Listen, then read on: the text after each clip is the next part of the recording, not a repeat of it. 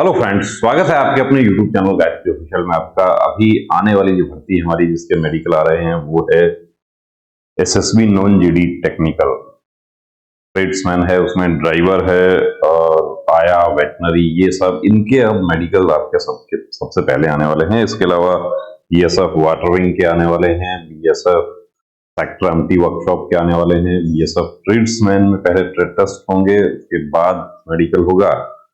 तो यहाँ कुछ पॉइंट्स आप लोगों के डिस्कस करेंगे। देखिए, एक तो सबसे बड़ा डाउट कैंडिडेट्स को ये है कि ट्रेड्समैन और जीडी का जो मेडिकल होता है वो क्या अलग अलग होता है, या उसके स्टैंडर्ड्स जो हैं वो अलग अलग हैं, या जीडी यदि हम बात करें जीडी या सीपीओएसआई स्टैंडर्ड देखिए सेम ही है, या सीएपीएफ सहायक कमांडेंट के लिए हम बात करते हैं, स्टैंडर्ड सभी सेम है।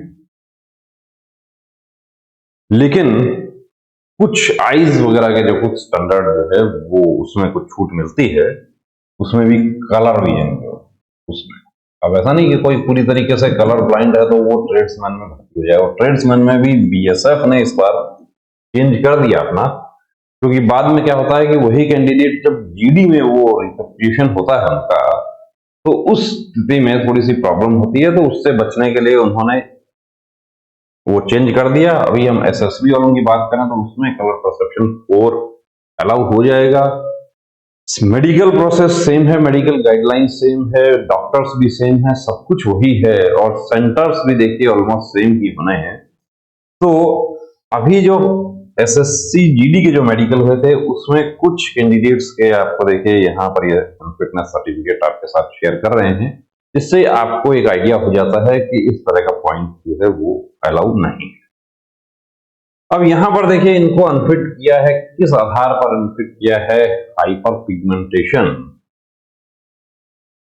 एक्सटेंसिव, जिसको आप ये कैंडिडेट जो है ये तो एक्चुअली बर्थमार्क ही उसको मान रहे थे, लेकिन वो बर्थमार्क नहीं था, वो स्किन डिजीज था और उसकी वजह से ये बाहर हो गए। Less dental point 12 required 14, dental point 14 होना चाहिए। अब डेंटल पॉइंट काउंट कैसे होता है, हमने बहुत सारे वीडियोस में बताया हुआ है कि मोलर जो है आपके अपर जहाँ से हम काउंट करेंगे तो मोलर के सभी के 2 पॉइंट मिलते हैं, दो दो, लेकिन वो उस स्थिति में मिलता है जब उसका लोअर जो है वो भी जोड़ा उसका सही हो, उसका अलाइनमेंट भी सही हो। यदि नीचे वाला आपका नहीं है या आपने ब्रिज लगवाया हुआ है तो उस ब्रिज की स्थिति में ये 6 नंबर आपके कट हो जाते हैं, जिसके पूरे 16 32 होते हैं, उसके 22 डेंटल पॉइंट काउंट होता है। अब 22 में से 6 कट गया, कितना बच गया आपको पता है? 16 बच गया। एक दांत यदि और खराब है तो इस ऐसी स्थिति इनके साथ हुई, डेंटल पॉइंट इनका 14 ही हुआ और 14 होने की वजह से बाहर हो गए। स्क्विंट, जिसको कि समय रहते इलाज किया जा सकता था, डेंटल पॉइंट का भी समय रहते इलाज किया जा सकता था, उसमें भी पूरे के पूरे 32 के 32 जो है वो नकली लगाकर भी लोग फिट हो जाते हैं, लेकिन वो अच्छी क्वालिटी के जो डिटेक्ट ना हो। ये देखिए लोअर बैक में फिर इनको बर्थमार्क मान रहे थे ये, लेकिन उसको स्किन डिजीज माना फोर्स के मेडिकल अफसर ने, और ये 4th battalion SSB Lucknow Mohanlalganj medical वहां पर हुआ। और उसमें तो बीएसएफ के डॉक्टर कैसा मेडिकल करते हैं, सीआरपी के कैसा करते हैं, मेडिकल जो डायरेक्टरेट है वो सबका एक है, सभी सीएपीएफ का, और वो बीएसएफ के डॉक्टर जो है वो सीआरपीएफ में आ जाते हैं, सीआरपीएफ वाले एसएसबी में चले जाते हैं। तो ऐसा कुछ नहीं है, गाइडलाइन के अनुसार मेडिकल होता है। तो यहाँ पर आपने देखा 10x10 सेमी का जो एक स्कार था, और ये कैंडिडेट यहाँ पर फिट हो गए। फिट पॉइंट क्या था इनका? बीपी का पॉइंट था, हाइपरटेंशन, बीपी 164 100 आया था, और दूसरा एक इनका स्कार मार्क था राइट फोरआर्म 7x2। एक्चुअली इन्होंने टैटू रिमूव करवाया था, और वो टैटू जो था वो थोड़ा सा बचा हुआ था, उसकी वजह से। बचा हुआ टैटू का मतलब है कि उसका जो लेजर का जो निशान है वो बचा हुआ था, और उसमें इनको फिट घोषित कर दिया। आप देख रहे हैं एसटीसी बीएसएफ जोधपुर का, तो अच्छी बात है, फिट हो गए। पॉइंट मिल सकता है, लेकिन फिट हो गए। अब एक्सरे कैरिंग एंगल जो है वो अटैच करके एक्सरे जो है उसमें लेफ्ट 5 डिग्री और राइट जो है वो भी 10 से कम आया। 10 से कम आया तो उसमें यहाँ पर देख रहे हैं आप, इनको अनफिट घोषित कर दिया गया। Unfit on account of cubitus virus. Virus का मतलब है कि आपका एंगल जो है वो 10 डिग्री से कम है। और वल्गस है आपका एंगल 15 से ऊपर है। मेल कैंडिडेट का 10 से 15 अलाउ है, फीमेल का 15 से 20 अलाउ है। 20 से ऊपर सभी का अनफिट है। पिलोनाइडल साइनस, ये क्या होता है? नेटल क्लाफ बोलते हैं उसे, जहां बटक्स की लाइन शुरू होती है, बाइफरकेशन। यहां पर पिलोनाइडल साइनस भी हो सकता है, सिस्ट भी हो सकता है। तो उसमें बाहर हो गए। उसका इलाज कितना पुराना उसका अलाउ है? उसका इलाज है 6 महीने पुराना अलाउ। लेकिन आप इलाज करवा लेते हैं अच्छे से, आपने सर्जरी करवा लिया और सर्जरी करवा के आप 20 दिन ही उसको हुआ है, आप एक्सेप्ट नहीं करते हैं तो आप फिट हो जाएंगे। और आपने एक्सेप्ट कर लिया कि मैंने 20 दिन पहले करवाया था, आप वहां बाहर हो जाते हैं। External haemorrhoid grade 2 11 o'clock position, piles या बवासीर जिसको कहें, कि कोई प्रॉब्लम नहीं है। हमारे पास भी कैंडिडेट्स आते हैं कि मुझे कोई प्रॉब्लम नहीं है। आपको प्रॉब्लम नहीं है, लेकिन वो जो सामने खड़ा होकर आपको चेक कर रहा है, मेडिकल सुटेबिलिटी उनको तय करनी है। ग्रेड 2 हेमोरॉइड उनका डिटेक्ट हुआ, उसमें बाहर हो गए। क्यूबिटस वल्गस डिफॉर्मिटी 2 पॉइंट में इनको अनफिट किया गया है। और एक इनका धड़कन जो थी वो ज्यादा थी, धड़कन की वजह से ये बाहर हुई। अब बीपी, धड़कन, ये ऐसे पॉइंट है कि नॉर्मल रहता है कैंडिडेट, लेकिन अंदर जाके एक्साइटमेंट की वजह से बाहर हो जाता है। और इसी की वजह से ऑर्डर हुआ था 2010 से पहले आपको, जो मेडिकल अफसर थे वो यूनिफॉर्म में आते थे, लेकिन उसके बाद कुछ कैंडिडेट्स जो ऑनरेबल हाई कोर्ट को अप्रोच किए और वहां पर ये दलील पेश की गई कि यूनिफॉर्म में जो सामने खड़ा हुआ है उसको देखकर बीपी बढ़ गया वहां पे। तो कोर्स मेडिकल डायरेक्टरेट की तरफ से भी ये निर्देश जारी किया गया कि जो मेडिकल अफसर हैं वो सीवीज में आए या अपना जो पीजी ड्रेस होता है उनका उसमें आए। यूनिफॉर्म के जो चमक धमक है वो कैंडिडेट्स का बीपी बढ़ा रही है एक्साइटमेंट की वजह से। ये 6/9 पहले किया था दोनों, लेकिन बाद में 6/6 कर दिया, लेकिन दूसरी आंख 6/9 थी और लेफ्ट हैंड है। अब लेफ्ट हैंड है तो लेफ्ट आई जो है वो 6/6 होनी। आप राइट हैंडेड हैं तो आपकी राइट आई 6/6 होनी चाहिए। कुछ हमारे कैंडिडेट्स क्या होता है कि थोड़ा दिमाग लगाने की कोशिश करते हैं कि क्या मैं वहां पर ये बता दूं कि मैं लेफ्ट से लिखता हूं, मेरा लेफ्ट तो 6/6 है लेकिन मेरा राइट 6/9 है। ऐसा नहीं हो पाएगा क्योंकि वो जो सामने चेक कर रहे हैं वो भी बड़े एक्सपर्ट हैं, अपने फील्ड के मास्टर्स हैं वो लोग। कलर परसेप्शन 4 तो एसएसबी ट्रेड्समैन की यदि हम बात करें तो उसमें ट्रेड्समैन और वेटनरी में CP4 फिट हो जाएगा। लेकिन यदि हम ड्राइवर की बात करते हैं तो उसमें CP2 फिट होगा। यानी कलर विजन जो है वो आपका हाई होना चाहिए।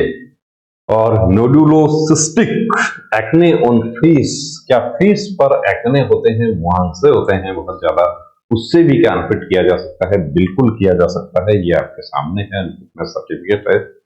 तो यदि है ऐसा प्रॉब्लम तो उसका इलाज करवाएं।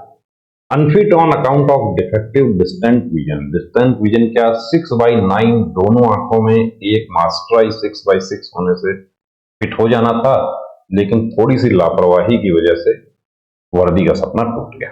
फिनाइल विटिलिगो और पेज नंबर 7 जो है उसमें लिखा हुआ है कि विटिलिगो अलाउ नहीं है। मेडिकल गाइडलाइन का पूरा हवाला देके फिर अनफिट किया है, तो उसमें चैलेंज करने वाली स्थिति भी नहीं है। चैलेंज किया जा सकता है, ऐसा नहीं है कि रिव्यू मेडिकल बोर्ड का डिसीजन जो है उसको चैलेंज नहीं किया जा सकता। उस स्थिति में चैलेंज किया जा सकता है जब मेडिकल गाइडलाइन फॉलो नहीं की जाती।